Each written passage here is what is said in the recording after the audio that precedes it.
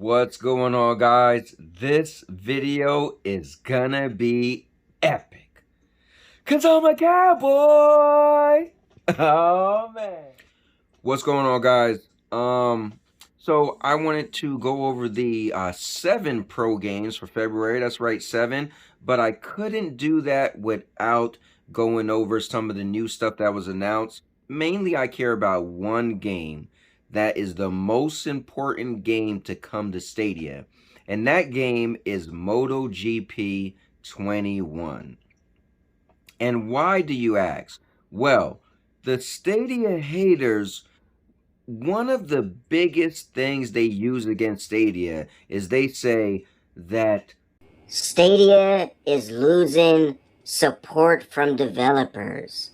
Oh, Stadia's gonna die. There was games on Stadia that came out, and then the year later, following those games, the developers pulled out support and decided not to bring that next version to Stadia. now, to the unsuspecting eye, that may work, you know?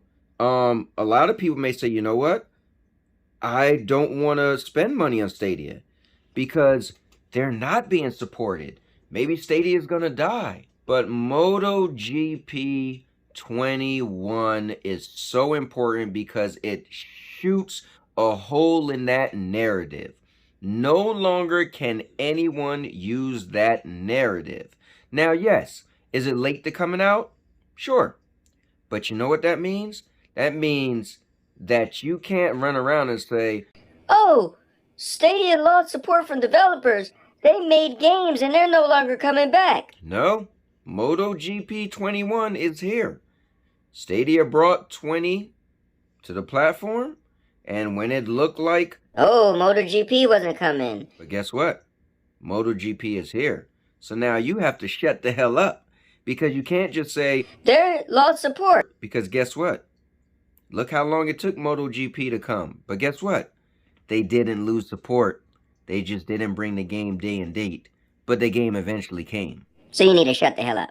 Now the Stadia haters simply have to say, well, the developer didn't bring this new version of the game to Stadia, not yet. So real quick, I'll just mention the other games that they mentioned in this week on Stadia. They talk about Extraction, Rainbow Six.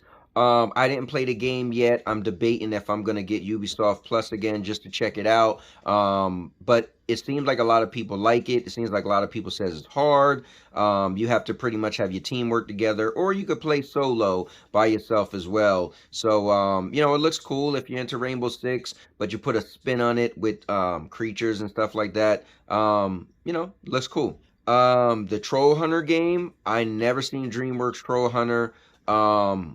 Never even heard about it. But when you look at the videos of the game, it looked like it's a 2D side-scrolling game.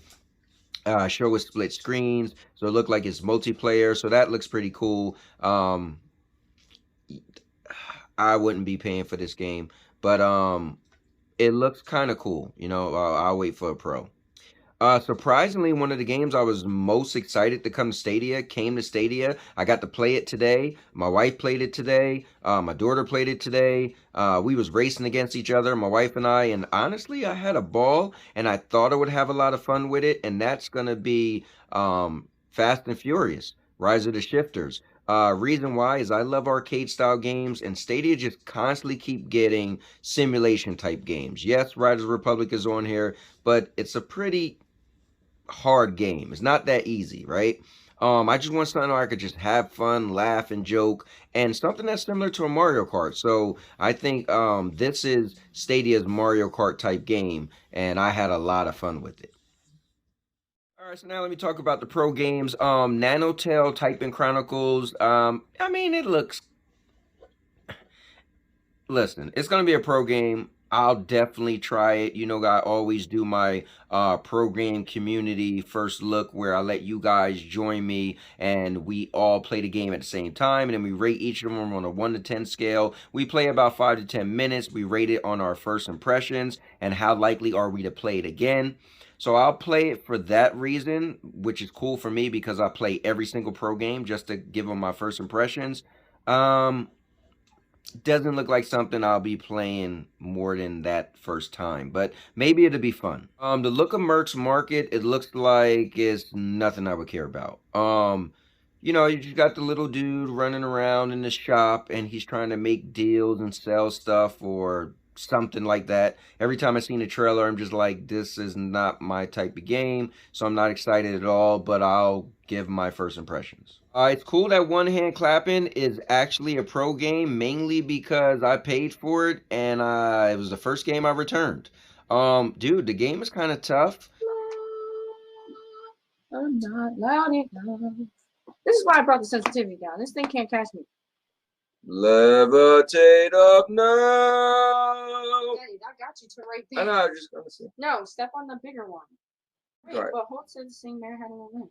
I ain't sing no damn Mary Had a Little Lamb. I'm singing, everybody, rock your body right.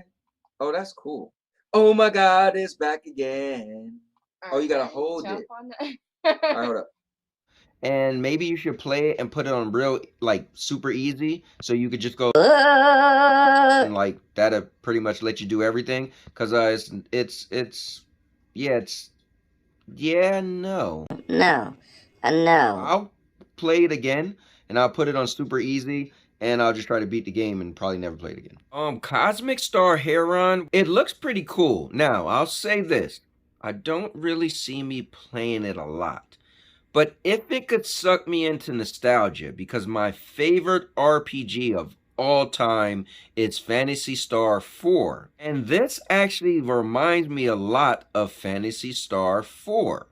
So, I mean, that was like 30 years ago, probably. More than that. So I'm not sure if I'll really be that into it, but it does give me those vibes. I will say that.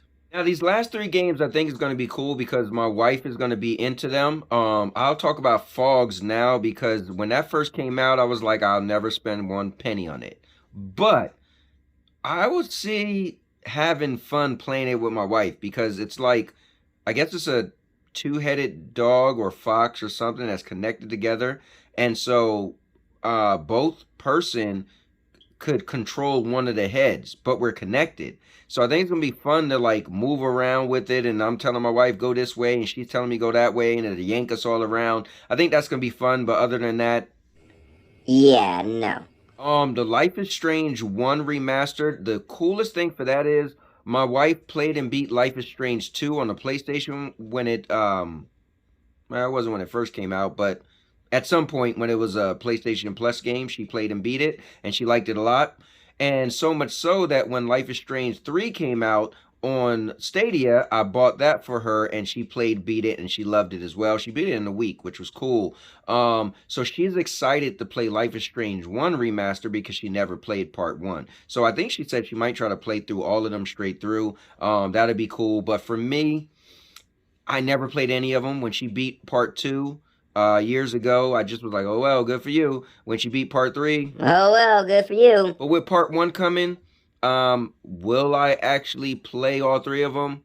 I don't think so. They don't seem like they're my game. But again, guys, I do my community first look, so I'll at least play them for a little bit, and I'll at least rate my first impressions. That's probably it. Alright guys, so that's pretty much it. If you ever want Stadia content and you literally want the truth, 100% keeping it real, then I'm the guy that you want to watch. I'm not going to sugarcoat, tap dance, piss on your lap. I'm not going to say These games look amazing. Nope, I'm going to get right down to it and give you my opinions, and that's pretty much it. You know, that's what I feel these games will be to me. But if you want to see if I could stick to what I just told you, then make sure you check out my community first look. I do it on the first of the month of every first of the month. So come to this channel. You'll see me doing it. I'll schedule it, and we'll see if I like these games more than I think I will. Remember, guys, I always say this. The value of a subscription service isn't when you find a game that you had no interest in and you say, wow, this game was amazing.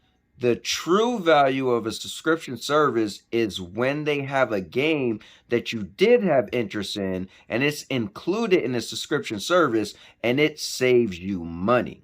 So with that said, guys, thank you for tuning in. Make sure you subscribe. And now your mama knows. And now your mama knows.